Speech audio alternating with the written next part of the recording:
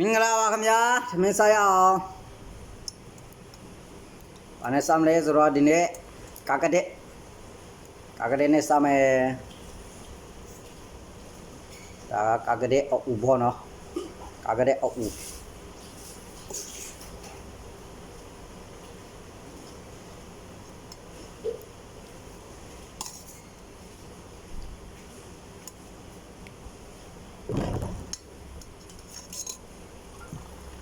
စားကြပါအောင်ဝင်ချင်းတို့ရေ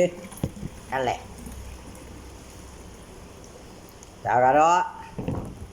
ဘလော့ပင်ညွတ်